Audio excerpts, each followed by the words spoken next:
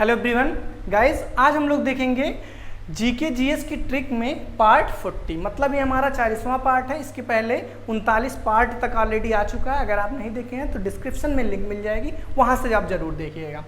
इस पार्ट में हम लोग बात करेंगे मूल अधिकार या फिर जिसको मौलिक अधिकार बोलते हैं या फिर फंडामेंटल राइट्स। ये मेरा यकीन मानिए कि इस पार्ट को देखने के बाद जितने इंपॉर्टेंट क्वेश्चन बन सकते हैं मौलिक अधिकार से रिलेटेड, आपके कभी नहीं गलत होंगे। क्यों नहीं गलत होंगे? क्योंकि मैं सारी चीज़ें आपको इन अ प्रॉपर मैनर बताऊंगा, विथ ट्रिक याद कराऊंगा, तो कभी कोई दिक्कत आने वाली नहीं है। तो it's kind request to all of you, please watch complete video. अगर आप पूरी वीडियो देखेंगे तो यकीन मानिए आपका कोई भी एग्जाम देने जाए मौलिक अधिकार से रिलेटेड अगर क्वेश्चन आता है तो वो कभी गलत नहीं होगा। ठीक है ना? तो चलिए फिर स्टार्ट करते हैं अपनी वीडियो को। देखिए, अगर मौलिक अधिकार के बारे में हम बात करें तो पहले हम लोग इससे रिलेटेड कुछ पॉइंट्स को जानेंगे जो कि पूछा जाता है कभी ना कभी एग्जाम में। तो मौलिक अधिकार जो है वो किस कंट्री से लिया गया है ना? पहला क्वेश्चन तो यही बनता है। तो इसके लिए मैं पूरा बाकायदे एक ट्रिक बनाया हूँ, एक वीडियो है हमारा जीके जीएस की ट्रिक में, प्लेलिस्ट में अगर जाएंगे आप तो वहाँ पे आपको मिल जाएगा। जैसे आपातकाल का सिद्धांत किस कंट्री से लिया गया है, नीति निदेशक तत्व किससे लिए गए हैं, और उसी तरीके से समवर्ती सूची किस कंट्री से लिया गया है। तो अपना जो पूरा संविधान है वो जो बना है वो किसी न किसी डिफरेंट कंट्री से लेकर बनाया गया है। तो अगर जो बात करते हैं मौलिक अधिकार की, तो मौलिक अधिकार जो है वो किससे लिया गया है? यूएसए से लिया गया है। ठीक है, पहला पॉइंट क्लियर हो गया। तो मौलिक अधिकार कहाँ से लिया गया? यूएसए से लिया गया। आई थिंक ये आपको नहीं बोलेगा। पहला पॉइंट ये हो गया। मैंने कंप्लीट वीडियो बनाया है इस पर, अगर आप देखना चाहें तो आप प्लेलिस्ट में जाके वहाँ पे खोज लीजिएगा। ठीक है ना? वहाँ पे थंबनेल में लिखा है कि भारतीय संविधान में किस देश से क्या लिया गया है, उससे आप देख लीजिएगा। 10 से 15 मिनट की वीडियो हमेशा के लिए याद हो जाएगा। तो ये हो गया यूएसए से लिया गया। अच्छा, अगर जो मौलिक अधिकार की बात करें तो ये क्या है? इसका वर्णन भारतीय संविधान के अनुच्छेद 12 से 35 में किया गया है। भाग 3 के, ऐसा कहना सही होगा, भाग 3 के अनुच्छेद 12 से 35 में मौलिक अधिकार का वर्णन किया गया है। तो दो चीज़ें क्लियर हो गई। पहला, यूएसए से लिया गया है, और भारतीय संविधान के भाग 3 के अनुच्छेद 12 से 35 में मौलिक अधिकार का वर्णन किया गया। आई थिंक यहाँ तक मामला सेट होगा। अच्छा, आगे की अगर जो हम बात करते हैं तो 2 पॉइंट आई थिंक क्लियर हो गया होगा। तीसरी अगर जो हम पॉइंट की बात करें तो ध्यान से देखिएगा, इधर मैं लिख देता हूँ। ये सारे पॉइंट अगर आप लिखना चाहें तो लिख भी सकते हैं, क्योंकि एग्जामिनेशन पॉइंट ऑफ व्यू से भी इंपॉर्टेंट है। ठीक है ना? तो 2 पॉइंट क्लियर। तीसरा अगर जो बात करें तो देखिए, जो पहला अपना फंडामेंटल राइट्स की संख्या थी वो कितनी थी? मूल अधिकार या मौलिक अधिकार की संख्या मूल संविधान में कितनी थी? मतलब जब संविधान बना था तो कितनी थी? 7 थी। ठीक है ना? तो इंडियन कॉन्स्टिट्यूशन में मूल अधिकार या फिर फंडामेंटल राइट की संख्या कितनी थी? 7 थी। फिर क्या हुआ? फिर हुआ 1978 में 44वां संशोधन हुआ। ठीक है, 1978 में 44वां संशोधन हुआ। ठीक है सर, संशोधन हुआ। तो 1978 में जब 44वां संशोधन हुआ तो क्या कर दिया गया? मौलिक अधिकारों की संख्या 1 कम कर दिया गया। मतलब कितनी हो गई? 6। अब बात आता है कि सर एक मौलिक अधिकार था क्या, उसका नाम क्या था जिसे कम कर दिया गया? तो वो था आपका संपत्ति का अधिकार। ठीक है ना? वो एक ये जो था उसको क्या बोलते थे? संपत्ति का अधिकार। ठीक है ना? संपत्ति का अधिकार। ठीक है, संपत्ति के अधिकार को हटा दिया गया मौलिक अधिकार में से। ठीक है, अब बात आता है सर रखा कहाँ गया? तो रखा कहाँ गया? अनुच्छेद 300A के तहत इसे कहाँ रखा गया? अनुच्छेद 300A के तहत इसे कानूनी अधिकार में रखा गया। ठीक है ना? कहाँ रखा गया? कानूनी अधिकार, मतलब लीगल राइट्स में रखा गया। कहाँ रखा गया? लीगल राइट्स में। ठीक है, यहाँ तक आई थिंक चीज़ें क्लियर हो गई होंगी। एक बार मैं फिर से रिपीट करूँगा, परेशान एकदम मत होइएगा। देखिए, ठीक है, चलिए पहली बात कर लेते हैं कि मौलिक अधिकार भारतीय संविधान में किस देश से लिया गया है? तो यूएसए से लिया गया है। और इसका वर्णन कहाँ किया गया, तो भाग 3 के अनुच्छेद 12 से 35 में मौलिक अधिकार का वर्णन किया गया। ये 2 पॉइंट क्लियर हो गया।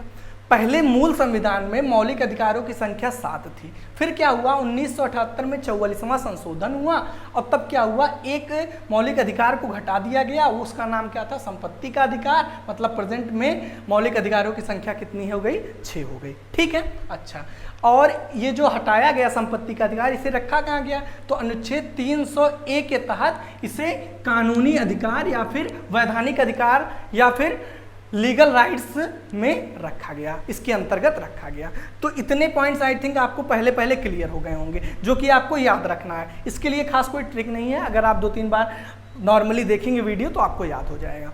अब बात आता है, मेन हम लोग फोकस करते हैं, ये जो 6 मौलिक अधिकार हैं ये कौन कौन से हैं और इसको हम याद कैसे करेंगे। तो चलिए फिर याद करते हैं। देखिए पहला, देखिए 6 हैं, 1 2 3 4 5 6। अब इतनी चीज़ें खाली आपको जो ये 2 बताया हूँ ये थोड़ा सा आपको दिमाग में रखना है, बाकी चीज़ें तो बड़े आराम से मैं याद करा दूंगा, एकदम टेंशन फ्री हो जाइए। बात आती है सर कैसे, तो ध्यान से देखिए। पहला जो था वो समानता का अधिकार था, ठीक है, अच्छी बात है।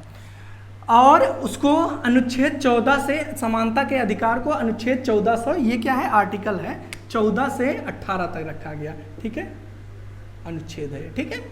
और स्वतंत्रता का अधिकार 19 से 22, और शोषण के विरुद्ध अधिकार 23 से 24, और धार्मिक स्वतंत्रता का अधिकार 25 से 28, और शिक्षा या संस्कृति का अधिकार, इसे कहाँ रखा गया, अनुच्छेद 29 से 30, और संवैधानिक उपचारों का अधिकार, इसे कहाँ रखा गया, 32 में रखा गया। अब ध्यान से बात समझिएगा। बात आती है सर ये सब याद हम कैसे करेंगे, तो आई थिंक इसको आप नोट कर लिए होंगे, अगर नहीं नोट किए हैं तो स्क्रीनशॉट ले लीजिए। पहला काम आप इसको पूरे बोर्ड का, मैं हट जाता हूँ।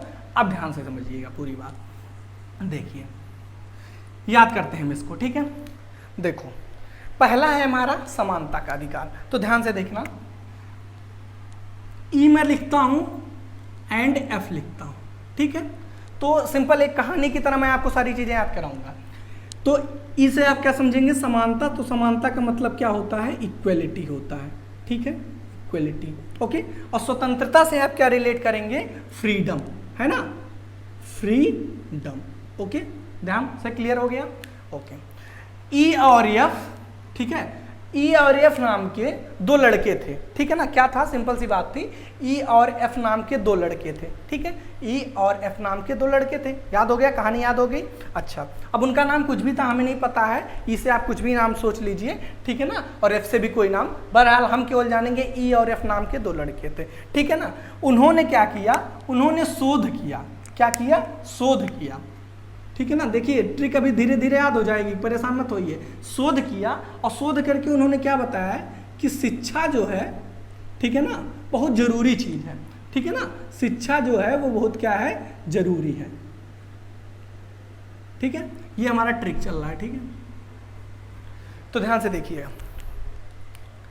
देखिए ई और एफ नाम के 2 लड़के थे, उन्होंने क्या किया, शोध किया और बताया कि शिक्षा भाई बहुत जरूरी है। बस ये लाइन याद हो गई ना कहानी की तरह। अब देखो सारे अधिकार भी कैसे याद होते हैं।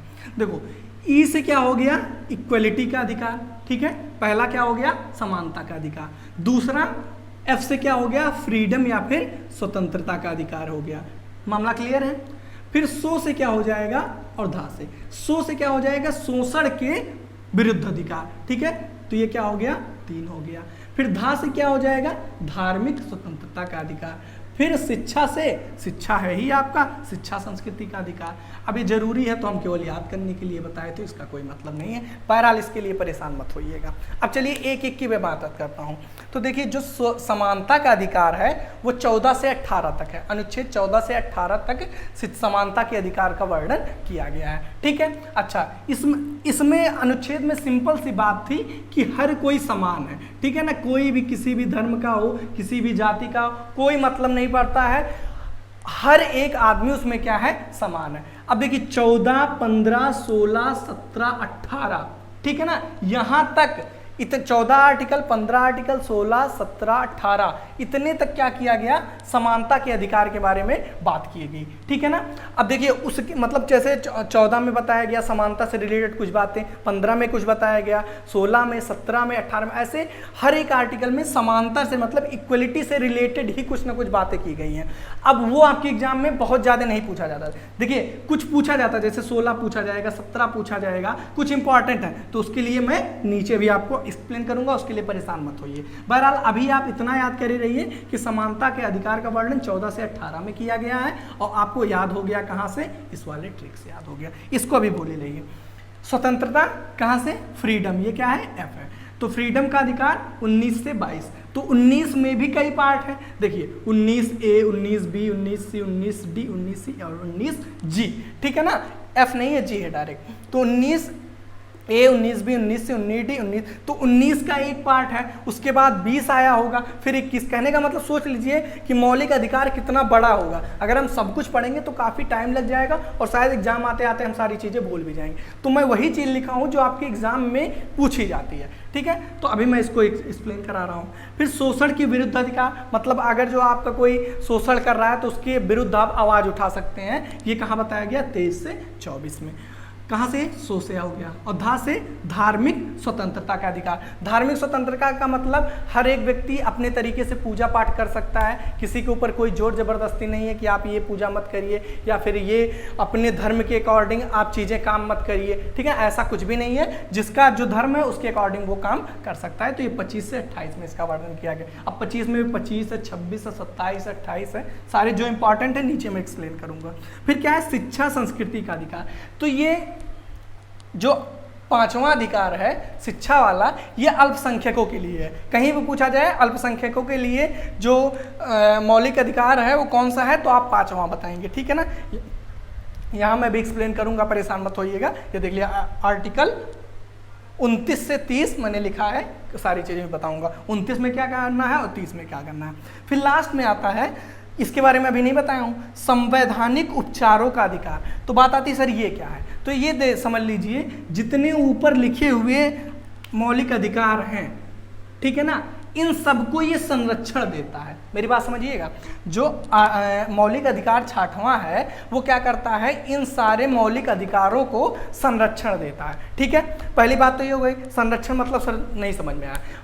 मतलब ये है कि अगर कोई व्यक्ति इन सब चीज़ों का अपोज करता है, मान लीजिए जैसे इक्वलिटी का अधिकार है और कोई वो नहीं मान रहा है, ठीक है ना, कि नहीं मैं इसको नहीं मानता हूँ, तो आप क्या कर सकते हैं, सुप्रीम कोर्ट, हाई कोर्ट जाके इस आर्टिकल के अंतर्गत इसका, उस व्यक्ति का क्या कर सकते हैं, विरोध कर सकते हैं। मतलब जो इन चीज़ों को नहीं मानता, इस अधिकार के तहत उसके ऊपर मतलब केस, मुकदमा वगैरह सब कुछ दर्ज हो सकता है। बहुत बातें क्लियर हो गई। मतलब ये जो अधिकार है 6वां, इसको भीमराव अंबेडकर ने हार्ट ऑफ कॉन्स्टिट्यूशन कहा है। मतलब कह सकते हैं कि संविधान का हृदय कहा है, हार्ट ऑफ कॉन्स्टिट्यूशन। ये पूछा जाता है हार्ट ऑफ कॉन्स्टिट्यूशन कौन सा है, तो संवैधानिक उपचारों के अधिकार को भीमराव अंबेडकर के द्वारा हार्ट ऑफ कॉन्स्टिट्यूशन बोला गया है। ठीक है ना, यहाँ तक मामला क्लियर हो गया होगा। आई थिंक सारी चीज़ें आपको समझ में आ गई होंगी। मैंने हर एक पॉइंट अच्छे से एक्सप्लेन कर दिया, सब कुछ याद हो गया। अब बात आती है सर ये जो आर्टिकल है ये हमें नहीं याद हो रहा है, तो देखो 14 से 18 स्टार्ट करो। ठीक है, तो 14 से 18, तो इसमें कितने का गैप है, 4 का गैप है। 19 से 22 कितना है, 19, 20, 21, 22, 19, 3, 22 हो गया। फिर क्या है, 23 से 24, फिर 1 का गैप है। फिर क्या है, 3 का गैप है, और फिर 1 का गैप है, और फिर लास्ट में 32 है। अच्छा ध्यान से समझिएगा, आप सोच रहे होंगे कि यहाँ तक तो 30 तक तो समझ में आया, 31 कहाँ गया। तो भाई मेरे, जो संपत्ति का अधिकार था वो आता था किसमें, 31 में, लेकिन उसको हटा दिया गया, तो ये क्या हो गया, 31 खाली हो गया और ये 32 आ गया। ठीक है, क्लियर हो गया। अब याद कैसे करें, तो ध्यान से ऐसे याद कर लो, 14 से स्टार्ट कर लो कि 14 से 18, ये दिमाग में बैठा रहिए। फिर गैप याद कर लीजिए, क्या गैप याद करेंगे, 4, 3, 4, 3, फिर क्या है, 1, 2 गायब है, तो ऐसे 2-3 बार बोलेंगे, 4, 3, 1, 3, 1। क्या है, सिंपल है, 4, 3, 1, 3, 1। क्या दिक्कत है भाई, ये आई थिंक ट्रिक आपको याद हो गई होगी। तो चलिए ट्रिक नहीं मिटाते हैं, 4, 3, 4, 3, 1, 3, 4, 3, 1, 3, 1। ठीक है, तो कुछ भी नहीं है। देखो 14 से 18, तो 14 याद करोगे तो 14 में 4 जोड़ोगे 18 आ जाएगा। फिर क्या होगा 18 तक पहुंच गए, फिर क्या होगा 18 तक का वर्णन यहाँ है, फिर क्या आएगा 19 आएगा। 19 में फिर कितना जोड़ोगे 3 जोड़ोगे, तो 19 में 3 जोड़ोगे तो 9 3 12 22 आ गया। अब 22 के बाद फिर यहाँ किस पे आएगा 23 पे, तो 23 में फिर कितना जोड़ोगे 1 जोड़ोगे तो 24 पे पहुंच जाओगे। फिर क्या आएगा 25, 25 में क्या करोगे 3 जोड़ोगे तो किस पे आ जाओगे 28 पे आ जाओगे। फिर 28 के बाद क्या होगा 29 आएगा, 29 में 1 जोड़ोगे 30। तो भाई इससे अच्छा अब मैं नहीं याद करा सकता, आपके पास कुछ हो तो जरूर बताइएगा। तो आई थिंक मैं आपको अनुच्छेद याद करा दिया, कैसे इसको याद करेंगे ये याद करा दिया, और संवैधानिक उपचारों का अधिकार इसको अलग से याद कर लीजिए। आर्टिकल 32 के अंतर्गत आता है, जो कि इन सब मौलिक अधिकारों को संरक्षण प्राप्त कराता है। ठीक है, क्लियर हो गया यहाँ तक मामला। चलिए अब बात करते हैं कि सर ये 19 जो है इसके अंतर्गत जितने मौलिक अधिकार आते हैं उसके बारे में बात कर लेते हैं। तो कुछ नहीं है, एकदम पेशेंस के साथ रहिएगा। कोई सिंपल एक कहानी के थ्रू आप सारी चीजें याद कर ले जाएंगे। बात आती है कैसे, देखिए 19A के अंतर्गत बोलने की आज़ादी दी गई। पहली बात तो ये समझ लीजिए, बेस समझिए। बेस क्या है कि जितनी भी 19 से 22 आर्टिकल के रिलेटेड बातें होंगी सब में फ्रीडम से रिलेटेड बातें होंगी। तो बोलने की आज़ादी, आज़ादी मतलब क्या, कहीं ना कहीं फ्रीडम की बात की गई। 19B शांतिपूर्ण रूप से एकत्रित होने की आज़ादी है, यहाँ भी कहीं ना कहीं फ्रीडम से रिलेटेड बातें हो रही हैं। 19C संघ बनाने की आज़ादी है ना, संघ या फिर आप कह सकते हैं कि सभा, संघ सभा बनाने की आज़ादी। ठीक है, उसके बाद क्या 19D में क्या था, देश में कहीं भी आने जाने की आज़ादी हो गई। ठीक है, क्लियर हो गया।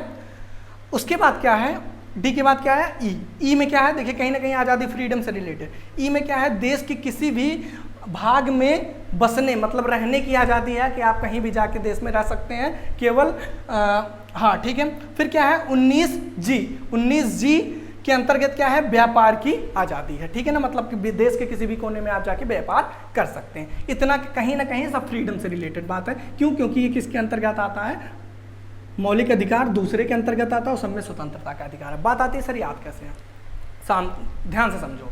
आपका भैया एक क्या था, एक फ्रेंड था। ठीक है, तो वो क्या था, उसका किसी बात से किसी चीज़ से झगड़ा हो गया। ठीक है ना, किससे झगड़ा हुआ, मान लीजिए उसके मालिक से झगड़ा हो गया। ठीक है ना, वो किसी कंपनी में जॉब करता था और उसके मालिक से उसका क्या हो गया, झगड़ा हो गया। तो अगर उससे झगड़ा हुआ, अब ध्यान से सुनिए, यहीं से कहानी शुरू हो रही है। तो अगर झगड़ा होगा तो वो क्या करेगा, पहले तो आवाज़ उठाएगा। ठीक है, तो पहले किसकी 19 से रिलेटेड, 19 के अंतर्गत पहले क्या हुआ, उसे बोलने की आज़ादी है। ठीक है, अगर मान लीजिए कि बोलने से उसका काम नहीं हुआ, फिर क्या करेगा वो, फिर वो क्या करेगा कि शांतिपूर्ण ढंग से क्या करेगा, एकत्रित होगा, मतलब अपने 2-4 फ्रेंड को और कलेक्ट करेगा। फिर क्या कहेगा, चलो हम लोग शांतिपूर्ण ढंग से मतलब यहाँ पर बैठते हैं या फिर एकत्र होते हैं एक जगह पे, वहाँ से अपनी आवाज़ उठाते हैं। बात ये हुई कि वहाँ से भी उसका मामला क्लियर नहीं हुआ, मतलब वहाँ से भी उसकी आवाज़ गवर्नमेंट तक नहीं पहुँची या फिर उस पर एक्शन नहीं लिया गया। फिर आगे वो क्या करेगा, फिर वो क्या करेगा, संघ बनाएगा, मतलब एक पार्टी बनाएगा एकदम कि एक लीगल तरीके से चीज़ों को काम करेगा। एक उसमें मुखिया नियुक्त करेगा और उसमें क्या होगा, उसका मंत्री, मतलब एक पूरा संघ बना लेगा। फिर वो अब क्या करेगा, आगे बढ़ेगा। और हुआ क्या कि जब वो संघ बनाएगा, तो जब संघ बनाएगा तो संघ बनाने के लिए क्या घर में बैठ के तो संघ बनेगा नहीं, उसे हर एक देश के कोने कोने जाना पड़ेगा।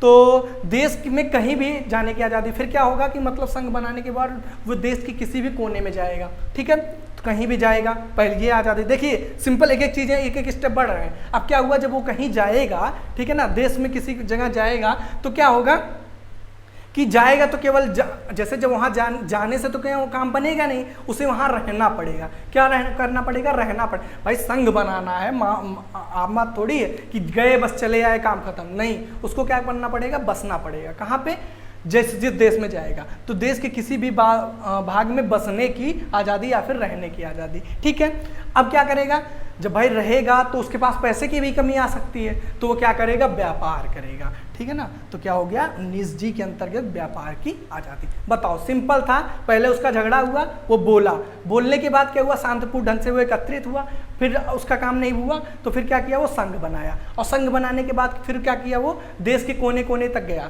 देश में कोने कोने तक जाने के बाद फिर क्या हुआ, वहाँ पे वो हर एक देश के कोने कोने में बसने का व्यवस्था किया। फिर क्या किया, व्यापार किया। ठीक है ना, सिंपल है। कुछ लोग ऐसे एक लाइन भी याद करते हैं, बोस संघ आया और बस व्यापार किया। ठीक है ना, उसे भी बोस से क्या हो जाएगा, बोलने की आज़ादी, सा से क्या हो जाएगा, शांतिपूर्ण ढंग से एकत्रित होने की आज़ादी।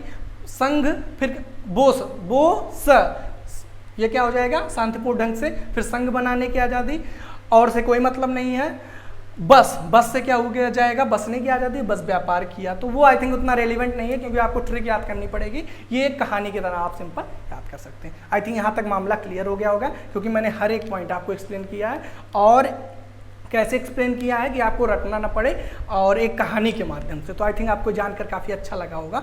अब ध्यान से समझिएगा। अब कुछ हम लोग इंपॉर्टेंट आर्टिकल है उसको जानते हैं। तो देखो आर्टिकल 17, पहले ही हम लोग सोच लें, जैसे आपके ऐसे एग्जाम में आएगा आर्टिकल 17 के अंतर्गत क्या होता है, ठीक है। तो आप क्या देखेंगे, 17, पहले सोचेंगे इनमें 17 कहाँ लाई करता था, तो दिमाग में आएगा सर पहला वाला था। क्यों था, क्योंकि 14 से 18 था। 4 3 1 3, भाई 4 खाली याद कर लो, 3 1 3 1, काम खत्म।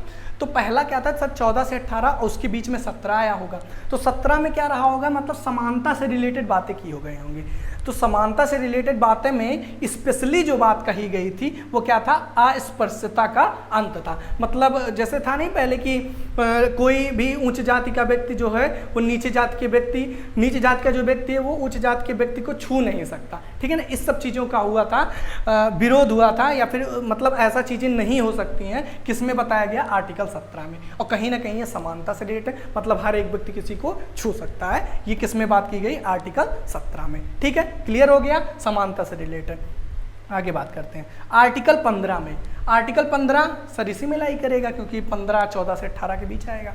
तो आर्टिकल 15 में क्या हुआ, धर्म जाति विभेद पर रोक। मतलब ये सब ऐसा नहीं है कि तुम किसी दूसरे धर्म के हो तो क्या रहेगा कि तुम ऊंचे धर्म के हो, नीचे धर्म के हो, या फिर तुम ऊंची जाति के हो, नीचे जाति के हो। मतलब जाति धर्म इस सब के बारे में जो मतलब आप कह सकते हैं कि जाति धर्म के बारे में जो कुरीतियाँ थी उन सब के बारे में उन सब की चीज़ों का विरोध किया गया आर्टिकल 15 में, ठीक है ना। आई थिंक क्लियर हो गया होगा। आर्टिकल 15 में धर्म जाति विभेद पर रोक हो गया, ठीक है ना। आप किसी भी धर्म के हो, किसी की जाति हो, सबके लिए एक समान रूल है, मतलब आर्टिकल 15। तो कीवर्ड याद करेंगे, 17 अस्पृश्यता के बारे में बताया, और 15 क्या था, धर्म जाति विभेद, इतनी चीज़ें। आर्टिकल 29 से 30 की बात करें तो मैंने आपसे कहा था मैं एक्सप्लेन करूंगा। तो आर्टिकल 29 से 30 किस में आया था, शिक्षा संस्कृति का अधिकार, आर्टिकल 29 से 30। तो 29 है, एक 30 है। 29 में क्या हुआ, 30। पहली बात तो ये समझ लीजिए कि आर्टिकल 29 से जो 30 हुआ वो क्या हुआ था, स्पेशली अल्पसंख्यकों के लिए था, ठीक है। अब अल्पसंख्यकों में क्या, अल्पसंख्यकों को पहला जो आर्टिकल 29 था वो संरक्षण प्राप्त कराता था, ठीक है ना। संरक्षण का मतलब क्या हुआ कि वो जितने अल्पसंख्यक हैं वो बिना किसी भय के अपने धर्म का या फिर जिस भी धर्म से हैं वो उसका प्रचार प्रसार कर सकते हैं। मतलब उनको संरक्षण प्राप्त है, कोई उनका एक्सप्लॉइट नहीं करेगा, कोई शोषण नहीं करेगा, ठीक है ना। आर्टिकल 29 में उनको संरक्षण प्राप्त हुआ। और आर्टिकल 30 में जो हुआ वो क्या किया गया, वो अपनी शिक्षा का प्रचार प्रसार कर सकते हैं। मतलब सिंपल सी बात है, आर्टिकल 29 30 अल्पसंख्यकों से रिलेटेड था, और 29 में उनको संरक्षण प्रदान किया गया, और आर्टिकल 30 में वो अपनी शिक्षा का प्रचार प्रसार कर सकते हैं। इससे रिलेटेड बातें कही गई, ठीक है। क्लियर हो गया। अच्छा, अब बात करते हैं, देखिए ऐसे ही पूछा जाता है, जो इंपॉर्टेंट आर्टिकल उनको मैं लिख दिया, बाकी है तो बहुत, पूरा बताने लगेंगे तो शायद आप पूरा वीडियो भी नहीं देखेंगे, और अगर देख भी लिए तो एग्जाम में क्या आएगा तो भूल जाएगा। इतनी बातें याद करिए, लगभग मान के चलिए 95% चांस है इसी में से क्वेश्चन आता है। आर्टिकल 24, आर्टिकल 24 में क्या बात किया गया, देखिए ये याद मैं करा दे रहा हूँ आपको, 24-14 ये देख लीजिए। तो कहीं भी 24 दिख जाए तो 14 वाला ऑप्शन को खोजिएगा। इसमें क्या किया गया कि कारखानों में जो 14 वर्ष से कम बालकों के कार्य पर रोक, पहले ये ध्यान दीजिएगा। मान लीजिए 14-24 से आप पकड़ ले गए तो बहुत अच्छी बात है, नहीं पकड़ पाए तो सोचिएगा 24 किस में आया होगा। तो आपके दिमाग में तुरंत आएगा कि सर 24 तो शोषण के विरुद्ध था। मतलब अगर जो कोई किसी का शोषण कर रहा है तो उसके विरुद्ध आप आवाज़ उठा सकते हैं। किसके अंतर्गत, 23 से 24। तो 24 कहीं ना कहीं तो शोषण के विरुद्ध वाला था। तो यार ध्यान से देखिए, कारखानों में 14 से कम वर्ष के से कम बालकों के कार्य पर रोक। मतलब कहीं ना कहीं अगर 14 से कम बालक जो हैं वर्ष के, वो अगर कार्य कर रहे हैं कारखानों में, तो कहीं ना कहीं उनका शोषण हो रहा है ना। तो उसके विरोध में आर्टिकल 24 है। मतलब आप उसका अपोज कर सकते हैं आर्टिकल 24 के अंतर्गत। मामला क्लियर हो गया होगा, आई थिंक आपको याद हो गया होगा। याद हो गया। आर्टिकल 21। आर्टिकल 21 सोचो कहाँ आया होगा, तो आर्टिकल 21 में अगर जो आप थोड़ा सा यहाँ से दिमाग लगाएंगे तो आर्टिकल 21 आया था आपका कहाँ पे, यहाँ स्वतंत्रता से रिलेटेड। तो आर्टिकल 21 में क्या था, ध्यान से देखिए, आर्टिकल 21 में क्या था, जीवन का अधिकार, या फिर इसको बोला जाता है प्राण एवं दैहिक, मतलब हर एक व्यक्ति को जीवन का अधिकार है, मतलब जीवित रहने का अधिकार है, वो खा पी सकता है जहाँ जो चाहे लेके, है ना। कहने का मतलब यह है कि हर एक व्यक्ति को जीने का अधिकार है, ठीक है ना। तो ये किस में बताया गया, 21 में। तो कहीं ना कहीं अगर जो 21 की बात किया जाए तो स्वतंत्रता है, मतलब जीवन का अधिकार है, प्राण अब बचाने का अधिकार है, किसके अंतर्गत बताया गया। इसका काफ़ी एक्सपेंड भी हुआ है, जो आपका आर्टिकल 21 है इसका काफ़ी एक्सपेंशन हुआ है। बस इतना आप जानिए, इंपॉर्टेंट यही है कि जीवन का अधिकार है या फिर प्राण दैहिक अधिकार किससे रिलेटेड है, आर्टिकल 21। अब ध्यान से समझिए, आर्टिकल 21 ए के अंतर्गत, ध्यान से देखिएगा, आर्टिकल 21 ए के अंतर्गत क्या हुआ था, 21 में एक पार्ट ए है, वो कब आया था, ध्यान से देखिए, 86 संशोधन कब हुआ, 2002 में। तो 86वां संशोधन 2002 के अंतर्गत आर्टिकल 21A आया, और इसमें क्या कहा गया कि 1 से 14 वर्ष के बालकों को निःशुल्क शिक्षा दी जाएगी। मेरी बात ध्यान से समझिएगा कि आर्टिकल 21A आया, कब आया, 86वें संशोधन 2002 में आया, और इसमें क्या बात बताई गई कि 1 से 14 वर्ष के बालकों को निःशुल्क शिक्षा का अधिकार है, ठीक है। तो सारी चीज़ें आई थिंक क्लियर हो गई हैं, काफ़ी मैं कंटिन्यूअस एक ही रिदम में बोल रहा हूँ, तो आई थिंक आपको अच्छा लगा होगा जानकर, क्योंकि मैंने हर एक चीज़ें, हर एक पॉइंट एक्सप्लेन किया है जो कि एग्जामिनेशन पॉइंट ऑफ व्यू से इंपॉर्टेंट हो सकते हैं।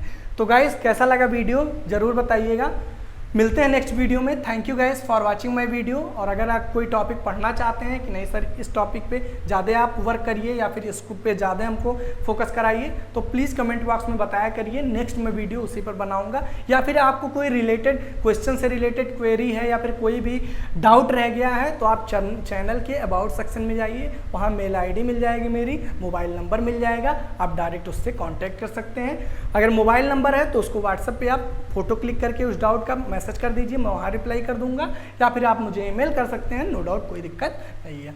चलिए फिर गाइस मिलते हैं नेक्स्ट वीडियो में। कैसे लगी मेरी वीडियो जरूर बताइएगा, क्योंकि बहुत मेहनत से बनाया गया है।